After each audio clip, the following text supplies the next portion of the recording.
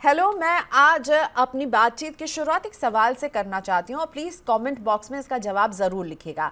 क्या आप अपने बच्चों के साथ बैठकर पैसों की बात करते हैं? उन्हें आप बताते हैं कि हर महीने आप घर के खर्चों का बजट कैसे तैयार करते हैं, आप पर कितने लोन हैं, आपके पास कौन कौन से इंश्योरेंस हैं? शायद आपका जवाब होगा, अरे पैसों की बात बच्चों से कौन करता है।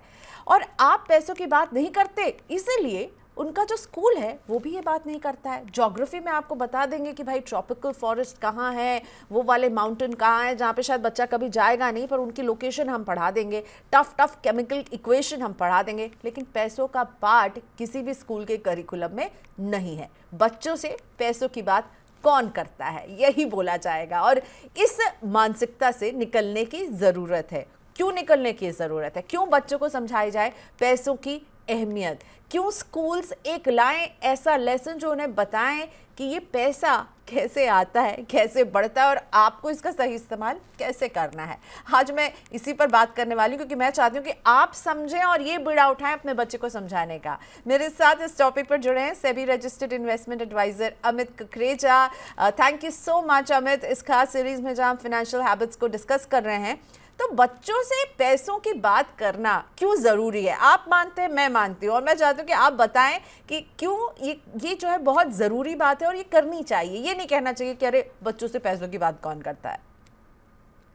नहीं, ये तो हमारा, प्रियंका, एक हमारे सोसाइटी में एक प्रॉब्लम है। हम बच्चों से अच्छी सेहत की बात करते हैं, हम बच्चों से अच्छे खाने की बात करते हैं, हम बच्चों से अच्छे वेकेशन की बात करते हैं, लेकिन हम बच्चों से पैसे के बारे में बात नहीं करते हैं। ये एक एक जो प्रॉब्लम हमारे सोसाइटी में है, इस सब पे हम सबको मिल के कॉन्शियसली काम करना चाहिए। जितना बाकी की चीजें जरूरी हैं, एक सेहत, अच्छी हेल्थ, अच्छी न्यूट्रिशन हैबिट, अच्छा ट्रैवल, अपने आप को अच्छी लाइफ देने के लिए जो सुविधाएं आपके पेरेंट्स बच्चों को देते हैं, अगर ये सारी चीजें जरूरी हैं और इनसे रिलेटेड बातचीत जरूरी है, तो पैसे की बातचीत भी उतनी ही जरूरी है। क्योंकि पैसा एक इतनी पावरफुल रिसोर्स है जो आपको एक्चुअली अपनी लाइफ में अचीवमेंट की और सक्सेस की सबसे ज्यादा अनुभूति देता है। ये पैसा ही है जिससे आप अपनी मटेरियलिस्टिक पोजेशंस को हासिल कर पाते हैं, और इन मटेरियलिस्टिक पोजेशंस को हासिल करके आप काफी जॉयफुल, सक्सेसफुल, रिच फील करते हैं। ये एक पैसा है। और अगर इस पैसे की फाउंडेशन नॉलेज बच्चों के फाउंडेशन ईयर्स में ही कर दी जाए, तो वो एक बहुत अच्छे achieving, responsible and respectable human beings बन सकते हैं। तो फिर आपको क्या लगता है वो कौन सी आइडियल एज होती है जब हमें बच्चों को पैसे के बारे में बताना शुरू करना चाहिए? और ऑल्सो आप इतने सारे लोगों से इंटरेक्ट करते हैं, आपको क्या लगता है क्यों नहीं बात करते हैं पैसों की, और क्या है आइडियल उम्र? इन दो सवालों के जवाब। पहले मैं आपका सेकंड क्वेश्चन आंसर कर लेता हूं, प्रियंका। बच्चे क्यों नहीं बात करते हैं? क्योंकि हमारे देश में पैसे का अभाव रहा है। हम लोग डेवलप्ड कंट्री नहीं रहे हैं, हम लोग डेवलपिंग नेशन रहे। एंड होपफुली बाय 2047 हम लोग एक विकसित भारत, एक डेवलप्ड नेशन बन जाएंगे। तो उस पैसे की अभाव की वजह से लोगों को लगा है कि ये तो एक कमी का सब्जेक्ट है, ये एक लैक, एक स्कैरसिटी माइंडसेट वाला सब्जेक्ट है, तो ये ना शेयर किया जाए तो अच्छा है। उससे बच्चों में भी स्कैरसिटी माइंडसेट आ जाएगी, जबकि ये गलत है। हमको सारी चीजें शेयर करनी चाहिए, जो हमारी स्ट्रेंथ है, जो हमारी वीकनेसेस हैं। अगर हम हेल्थ की और न्यूट्रिशन की पॉजिटिव और नेगेटिव इम्पैक्ट शेयर कर सकते हैं, तो हम पैसे का भी पॉजिटिव और नेगेटिव इम्पैक्ट हमको शेयर करना चाहिए। रही बात किस उम्र में हम ये टॉपिक और ये कॉन्वर्सेशन शुरू कर सकते हैं, उसी उम्र में, जिस उम्र में आप उनसे उनके खाने की, उनकी हेल्थ की बातें शुरू कर रहे हैं, उसी उम्र में उनको ये बताइए पैसे कैसे संभाल के रखने चाहिए। पैसे खर्च करते हैं तो हम कैसे, हमारी पॉकेट मनी कितनी है और हम कितना खर्च करते हैं और हमें कितना बचाना चाहिए और वो क्यों बचाना चाहिए। क्योंकि अगर नेक्स्ट मंथ आपको पॉकेट मनी नहीं मिलेगी, तो नेक्स्ट मंथ की जो आपकी शॉपिंग की ख्वाहिशें हैं वो कैसे पूरी होंगी। तो थोड़ा खर्च कीजिए, थोड़ा बचा के रखिए, और कैसे इस बचाए हुए पैसे को आप बैंक में जमा करके इंटरेस्ट अर्न करके बढ़ा सकते हैं, या फिर इसको छोड़ के इन्फ्लेशन समझा के, महंगाई समझा के इसको गंवा सकते हैं। तो ये कुछ बेसिक कॉन्सेप्ट्स हैं। जितना जल्दी उतना अच्छा। जितना उनको पैसा अर्न करने की हैबिट सिखा सकते हैं, जैसे घर के कुछ काम करना, पौधों में पानी डालना, यू नो ग्रोसरी का कुछ सामान लेके आना नियर बाय स्टोर से, या इवनिंग में जाके सबके लिए आइसक्रीम लेके आना। कुछ ऐसा कीजिए जो फैमिली के लिए, जो उनके अलावा और लोगों की बेनिफिट के लिए हो। वो उनका टास्क बना के उनको उनकी कमाई दीजिए, उनको पॉकेट मनी अर्न करना सिखाइए, ताकि वो उस पैसे को जमा करके, स्पेंड करके, सेव करके मल्टीप्लाई कर सके। छोटी ओके, छोटी सो चीजें हैं, बड़े बचाना आराम से सिखाना है और कमाई करना, ये अच्छा है। छोटे छोटे टास्क देख करके आप बोलिए कि भाई आप ये करेंगे तो आप इतनी अर्न कर सकते हैं, इतने पैसे, विच इज़ लाइक समथिंग कि उनको भी अट्रैक्टिव लगेगा। आपको लगता है अमित कि क्या बच्चों के को अगर एक प्रैक्टिकल एक्सरसाइज देना, ये मुझे बहुत अच्छा आइडिया लगा आपका कि उनको टास्क देकर उनको पैसे दीजिए। बैंक अकाउंट खोलना क्या एक सही तरीका हो सकता है, फर्स्ट स्टेप? जी बिल्कुल। जब बच्चा 13 साल का हो जाए, टीनेज में जैसे ही एंट्री हो जाए, आई थिंक उस एज तक बच्चे का बैंक अकाउंट डेफिनेटली होना चाहिए। उस बैंक अकाउंट से आप अपने बच्चे को दिखा सकते हैं कि आपने इस डेट को इतने पैसे जमा किए थे, और आप लगातार इन डेट्स को हर महीने पैसे जमा कर रहे हैं। जो आपकी सेविंग्स हैं, देखो वो कैसे इंटरेस्ट अर्न करके ग्रो कर रहे हैं, या कैसे आपने जो पैसा फिक्स डिपॉजिट में रखा था वो नेक्स्ट ईयर 6% या 7% के रेट ऑफ रिटर्न से बढ़ के इतना हो जाएगा।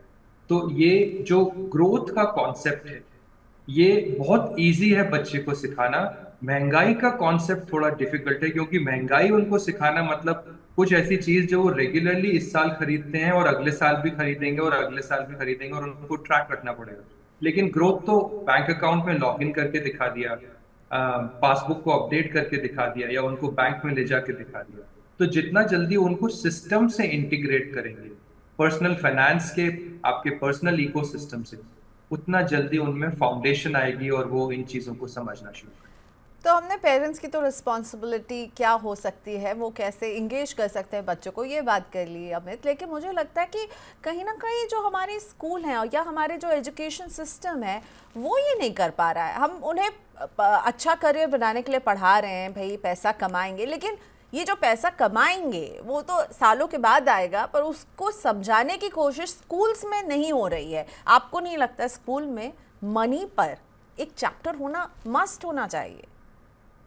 देखिए, मैं इसमें इस मुद्दे पे ना मैं थोड़ा सा इमोशनल हो जाता हूँ, क्योंकि मेरे पास बहुत कुछ है गवर्नमेंट को कन्वे करने के लिए।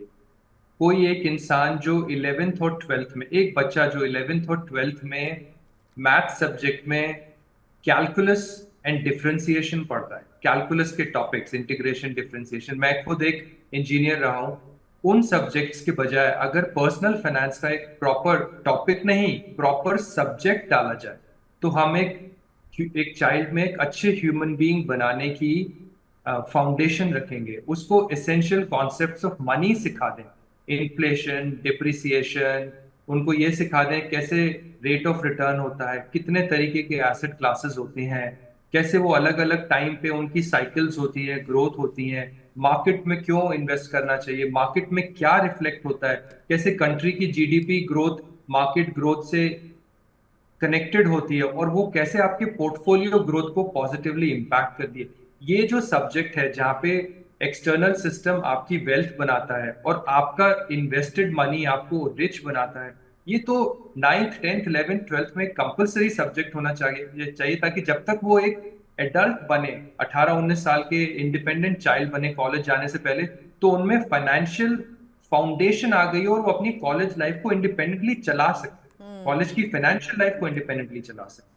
तो ये तो एक बहुत जरूरी सब्जेक्ट है जो हमारे इंस्टीट्यूशंस में बहुत जल्दी रोल आउट होना चाहिए। इससे हम एक बेहतर, मेच्योर, डेवलप्ड वर्कफोर्स बनाएंगे जो हमारे विकसित भारत की जर्नी को और फास्ट फॉरवर्ड करेगा। यही बच्चे जब इन कॉन्सेप्ट्स के साथ आगे जाके अपना एम्प्लॉयमेंट शुरू करेंगे और अपनी वेल्थ को बनाने की दौड़ में लग जाएंगे और एक अच्छी हैप्पी स्टेट से इसको परस्यू करेंगे, तो आई एम श्योर वो विकसित भारत 47 नहीं, वो 37 में हो जाए।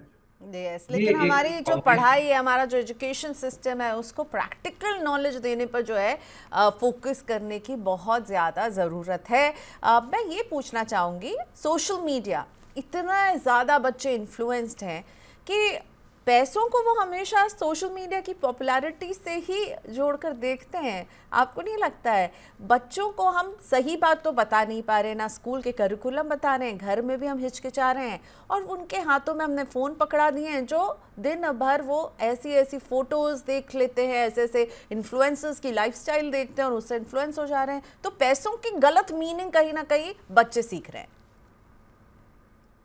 या प्रियंका, कोई भी नई चीज जब वो हमारे जीवन में आती है, और टेक्नोलॉजी इसका एक सबसे बड़ा और पावरफुल फोर्स है, वो बहुत जल्दी मास अडॉप्शन करवा देता है। चाहे वो स्मार्टफोन हो, चाहे उससे पहले मोबाइल फोन हो, चाहे वो एक टेलीविजन की शुरुआत हो, अम, चाहे वो मल्टीप्लेक्स वाले थिएटर्स का कॉन्सेप्ट हो, सोशल मीडिया, कोई भी नई चीज आएगी तो वो हमेशा अपने साथ पॉजिटिव्स और नेगेटिव्स लेके आएगी।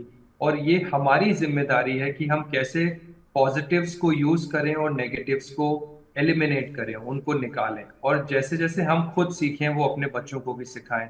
तो ये जो एक्सटर्नल इन्फ्लुएंस होती हैं, जो हमारा डे टू डे बिहेवियर और लाइफस्टाइल इम्पैक्ट करती है, इस पे सिर्फ हम कॉन्शियस होके ही एक करेक्टेड बिहेवियर ला सकते हैं। लेकिन दुनिया में अब जैसे एआई वर्ल्ड शुरू हो चुका है, आज से 25 साल पहले टेक्नोलॉजी वर्ल्ड जब शुरू हुआ था, इंटरनेट की दुनिया शुरू हुई थी, मुझे अभी भी याद है 1996-97 में कितना उसके खिलाफ एक मूवमेंट था। जॉब्स में लोग स्ट्राइक करते थे कि हमें टेक्नोलॉजी नहीं चाहिए, लेकिन टेक्नोलॉजी ने आना ही था।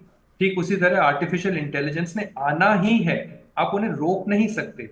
आपको खुद को बदलना ही पड़ेगा और अपने आप को अवेयर करना पड़ेगा, अपनी नॉलेज बढ़ानी पड़ेगी कि मेरे लिए क्या सही है जो मुझे अपने साथ रखना है, और क्या गलत है जिसको मुझे अपने पास भी आने नहीं देना है। ये तो एक कंटिन्यूअस जर्नी है जो हमें करनी है और बच्चों को भी करानी है। ओके, सो चुनौतियां तो हमेशा रहेंगी।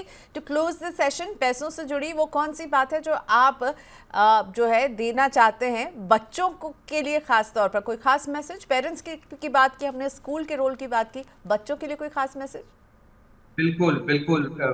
One of my favourite lessons Priyanka, make your money work for you rather than you working for money. Hindi में बोलूं तो पैसे पैसे को आपके लिए काम करना है, आपको पैसे के लिए काम नहीं करना है।